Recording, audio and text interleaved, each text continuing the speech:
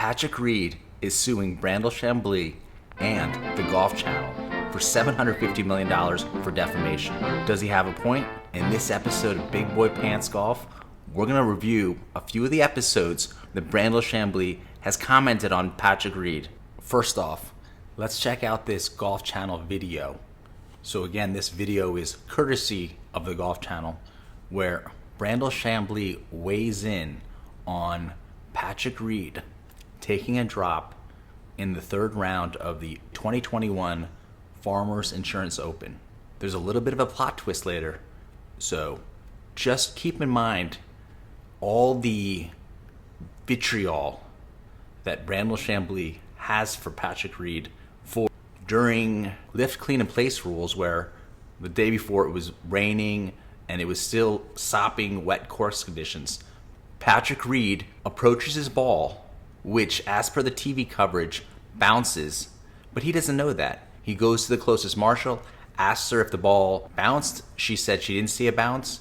His impression upon finding his ball, it's that it's embedded. He marks his ball, lifts it, thinks it's embedded, so calls a rules official over to confirm that it's embedded. Brandel Chamblee is having none of it. Brandel, the floor is yours. What do you think? In the same way, Rich, that there is a marked distinction between law and morality, there is a marked distinction in this case between what he was legally allowed to do and what he ethically appeared to be doing. Brandel Chamblee is apparently trying out for a role in To Kill a Mockingbird. There are a great many rules, or should I say laws, there are a great many things that are illegal, but are nonetheless unacceptable to do. So after mumbling and messing up his opening lines, he still gets it completely 180 degrees wrong. It's things that are still legal to do, but ethically wrong, not illegal and incorrect to do, because that's why they're illegal, because they're incorrect to do. An unwritten code that players adhere to around the golf ball, which in most cases just obviates the necessity to have a rules official. He violated that code in so many ways that even the rules officials themselves, He did everything he was entitled to do under the rules? Were sort of stammering as to how to address it. They said, he violated that code in so many ways. These lines are why you're getting sued for defamation, because it only gets worse. And remember, this is just about a flash flood warning. Ignore. It was different, never seen it before. Now, It was different, never seen it before. All he did was call a rules official over after he had checked to see if his ball had broken the surface of the earth. Either texted or talked to 15 to 20 tour players, current and past tour players, some of them Hall of Fame members over the... Brandel Chamblee going all in, doing investigative research. 15 to 20 current or former players to see if this was kosher. Last 24 hours, not a single player was in defense of what Patrick Reed did. Now, this is in direct conflict to what the USGA and the PGA Tour rules officials are saying, I understand. So the USGA and PGA Tour officials are saying it's okay, everything was legit. Brandel Chamblee understands that, but still wants to keep on going with this rant. And we all know after last week, where Cameron Smith dropped his ball, it touched the red penalty line, he hit it, and a rules official called in the next day. I mean, Cameron Smith had already signed his car for the third round, and in the morning of the next day, these rules officials love giving penalties so much that he got a 2-stroke penalty. And you're going to tell me now that the USGA officials and the PGA Tour officials said it's okay, but you want to rant. And the rule. But they are considering the totality of the evidence that is stacked against Patrick Reed. Even Patrick Reed himself in the interview said, if the ball bounces, and I got it wrong last night. I thought he said virtually impossible. He didn't. He just said, if the ball bounces... You're right, Brandel Chamblee. Patrick Reed is guilty of murder. Literally impossible for it to plug. Every single tour player that watched that ball bounce knows there is not a doubt in their mind that the ball did not embed. So it's such an interesting twist that on the same day, due to the same wet conditions. Rory McIlroy, his ball bounces. He says it lands directly in his pitch mark, doesn't call a rules official over, and Brandel Chamblee will not rant about Rory McIlroy. Just a little bit of a slap on the wrist. See somebody walk up, pull the ball so easily, and by the way, if it's embedded, it doesn't come out that easily. Pull the ball so easily out of the You're pulling a ball out of the ground. You're not pulling Thor's hammer out of a piece of rock. space that it occupied, palm it, which again, turns out is legal, but I've never... Palming the ball. Not legal in basketball, and it offends Brandel Chamblee if you do it when you're removing your ball, potentially from an embedded lie. seen a tour player do that. Every single tour player, when they're inspecting a golf ball that they believe to be, might possibly be embedded, if they do pull it out, they would pull it out with just two fingers so that the whole world could see. And there it is. My ball was embedded. This guy is insane. They would be above reproach, beyond reproach, that if there were any debris on it, that they were not removing it. Nonetheless, he pulled it out, palmed it, and then poked around in the hole for a period of time. Never seen anybody do that. Patrick Reed, you poked around in the hole too? For the record, if you can poke around in a hole, as in there's a hole there, that means the ball's embedded. Ever. If it were obvious it was embedded, then you don't need to call a rules official. But if it was obvious that it was embedded, you wouldn't need to call a rules official over. You have to check it to see if it's embedded. There's plenty of situations on the golf course where you have to mark your ball and check it. Check to see if it's damaged, etc. You don't know until you do the checking. And then if you want a confirmation, you get the USGA rules official over, unless you're Rory McIlroy, and then you just get Rory Sabatini's opinion. a question about it, why are you poking around in the hole? Okay? And then why wouldn't you just leave the ball there so that the rules official could come up and for himself make the determination with 100% assurance that... So are you saying that anytime you think there's a embedded lie, to leave the ball there and have the USGA official come over and do this whole forensic analysis? Because the USGA rules do not specify you need to do that, nor does it specify you need to use just two fingers. The integrity of the lie had been maintained from the time Patrick Reed walked up there until the rules official came up. Ask yourself this. If everybody in the field were to conduct themselves around a golf ball in this manner, would it be good for the game of golf? Would it be? In what manner? In a manner that's consistent with the USGA rules of golf? Optically, for the PGA Tour. It would not be. It would call into question every single movement, every single drop that a player would be making. Not really. This is just one situation here, and now you're going down this weird slippery slope. This would cause an uproar within the PGA Tour. It would cause an uproar now within the gambling world that is so heavy.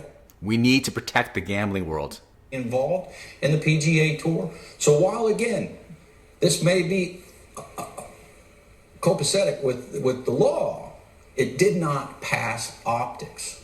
So we play by the USGA rules of golf. Those are the rules.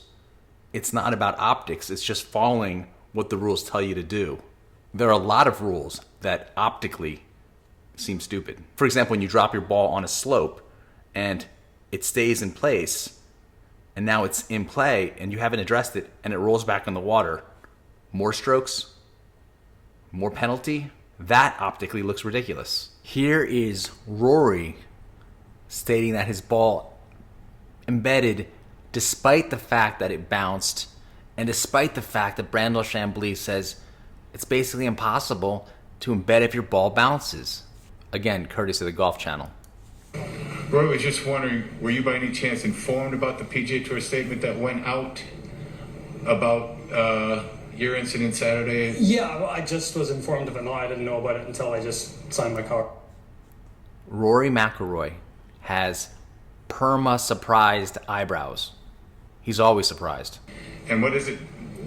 How do you react to this? Yeah, I mean, look, I came in here yesterday after hearing about what Patrick had been through on the 10th hole, sort of giving him the benefit of the doubt, because I just went through a similar thing on 18 yesterday. Wow, you're going to give Patrick Reed the benefit of the doubt, where later the Golf Channel specifically says Patrick Reed no longer deserves the benefit of the doubt. I hit a 5-iron for a layup. It sort of got caught up in the wind and ballooned, and it landed beside 3 volunteers, but they didn't see it. So, the 3 guys were searching for the ball as I got there. We took a while it took maybe a minute and a half to find it. Long story short, they didn't see it. He didn't know if it bounced or not. He determined that it was embedded. Didn't ask for a rules official. Asked Rory Sabatini for his thumbs up. Got it. And then later, the video showed that it had actually bounced. It seemed to me like it was a bit of a storm in a teacup. You're trying to deal with the info that you have at that time, and the info that Patrick had at that time was the ball hadn't bounced, and the info I had at that time was the same. And I went down, and on my life, that ball of mine was plugged. It was in its own pitch mark. So that was amazingly fortunate scrolling on my part, because it just got to the heart of the matter. You go on the information that you have at hand, and that's your totality of the circumstances at that moment. Both guys didn't know it bounced. They asked around. No one said it bounced. And then they checked to see if it was embedded during lift clean in place rules where conditions were obviously soggy. And it's not unreasonable to think your ball embedded. As promised, Patrick Reed has lost the benefit of the doubt after another controversy. Golf Today, Golf Channel, courtesy of the Golf Channel. This whole episode is when you just want to rag on one dude. We will tackle what went down on Saturday at Torrey Pines with Patrick Reed, Shane Bacon, with Damon Hack, as we'll take it through everything said and shown from Torrey and Patrick Reed. But we wanted to start here with the actual rule of the embedded ball. This is the definition first. When your ball is in its own pitch mark, made as a result of your previous stroke, and where part of the ball is below. Again, your ball does not necessarily have to touch soil to be embedded. You just got to break the plane. If you reasonably believe that your ball lies in a condition where free relief is allowed under the rules, but you cannot decide.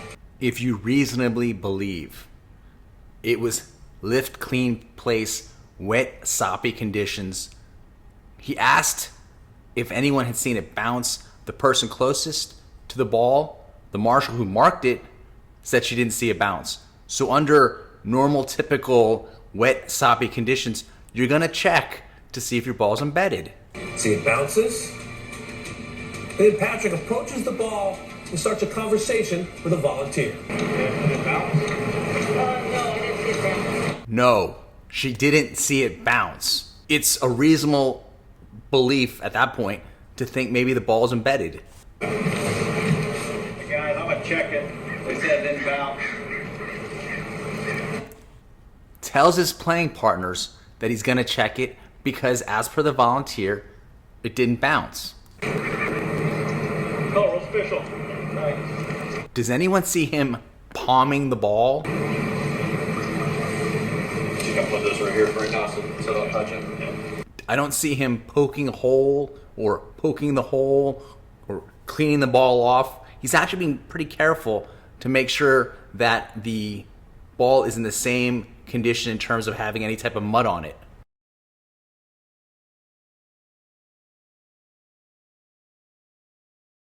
With his behavior around Brad Fable, the rules official, because he seemed to be dictating what was going on. Patrick Reed. Now he's dictating what's going on. He's using coercion to get the result he wants.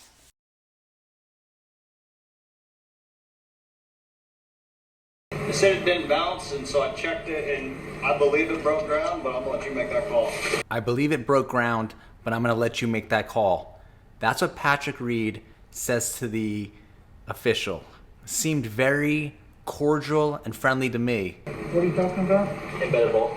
Oh, where's your Feels ball? like, well, since I picked it up to check, I mean, it seems like it broke ground, but I want you to double check. They said it didn't bounce.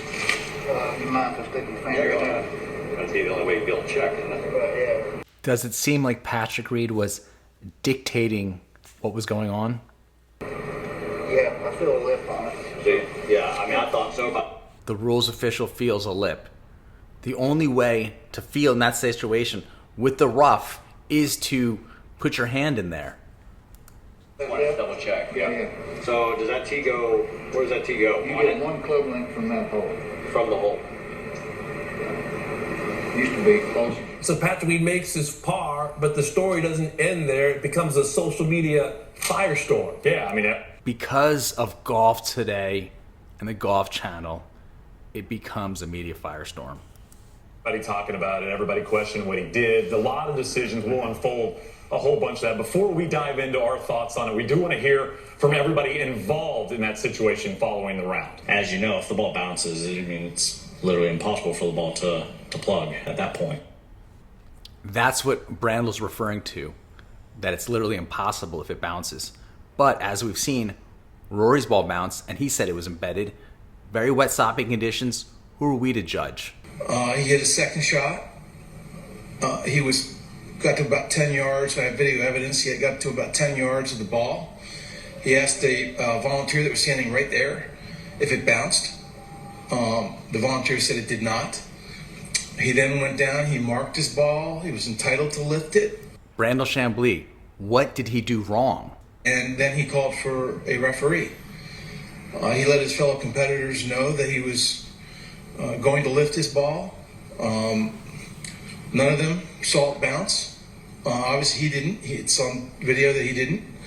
So it was reasonable to conclude that was his pitch mark and it was embedded. It was reasonable to conclude Patrick Reed did nothing wrong here.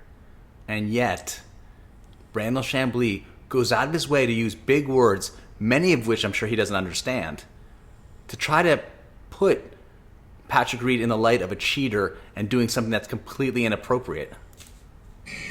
Those watching may not understand why he decided to pick the ball up to try to determine if the ball was embedded without a rules official with him. But that's kind of standard operating procedures out here, is that right? Yes. That's the norm, Brandel Chamblee. You played on the tour. The player's entitled to do that.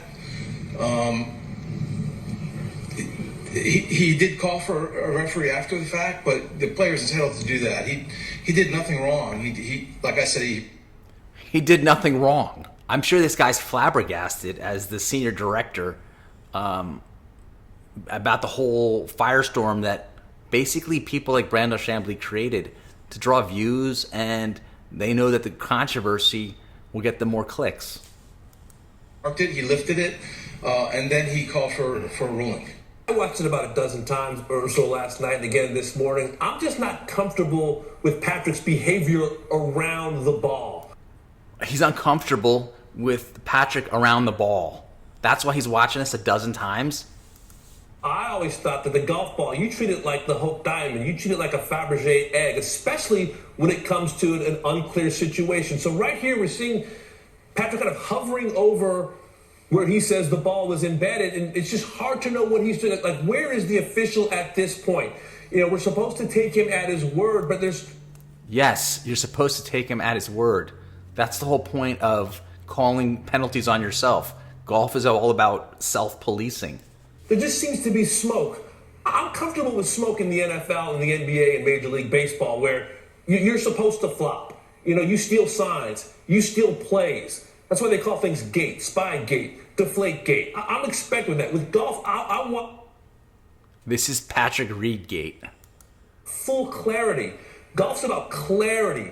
It's about doing everything you can to make sure you are within the rules and doing the right thing. So I just don't know what's going on around the ball. And that... It's insane how these guys are pitching about how it's all about clarity and integrity and playing by the rules, unless they don't like the narrative. And then they play by any rules they want.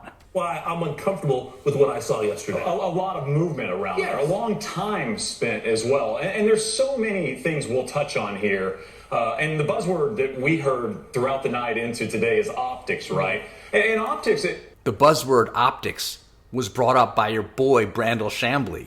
You guys are on your own little problem-creating, muckraking echo chamber. Not about right or wrong at times with optics. It's just what people see. It doesn't matter what people see or think they see if they don't know the rules of golf. Everyone who was involved with the rules of golf, the tournament officials, the guy who showed up and inspected the lie, they all said it was well within the rules. Yeah, there's a moment in this great show, Ted Lasso, on Apple TV, if you hadn't seen it. It's awesome, but there's a moment in that show where Jason Sudeikis' character, Ted Lasso, is out with his star player's girlfriend, and they're having lunch, and paparazzi takes photos of them, and they're going to go sell them to a tabloid. Now, neither person in that scenario did anything wrong, but it looked wrong. Remember when PGA Tour golfer Tommy Gainey got busted with a prostitute? That seems to be more in line with your Ted Lasso analogy, except for it wasn't just optics. It was actually substantive in nature. If you were playing someone for $25 or $50 and something like this occurred, I guarantee your eyebrows would have raised. Yeah, I would have hoped that person would call me over to say, hey, what's going on over here? And the fact that the ball did bounce. Remember, he did let his playing partner know that he thought the ball was embedded and he was going to check it. You don't need the dude right on top of you to check it. You're letting him know what's going on. And we have video evidence that that ball did not land in its own pitch mark. That makes me scratch my head.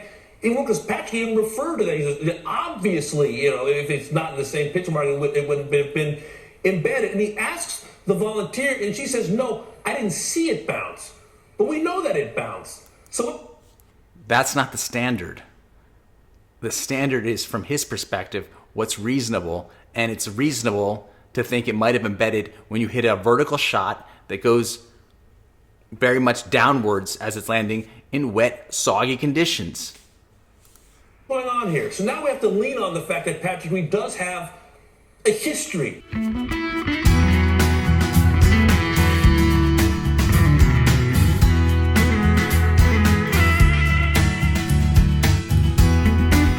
Now they have a narrative that Patrick Reed is a cheater, and they bring it up every chance that they get, and just creating more dots to connect for their narrative. And it's potentially costing Patrick Reed a lot of money in endorsements.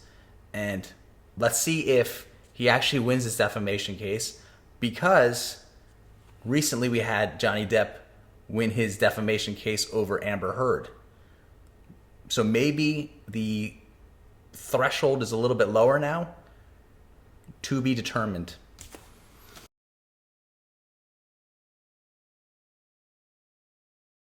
It's funny how life comes full circle sometime. In 2013, I saw Sergio Garcia win the Thailand Open, but each day I made sure to follow John Daly around for 9 holes.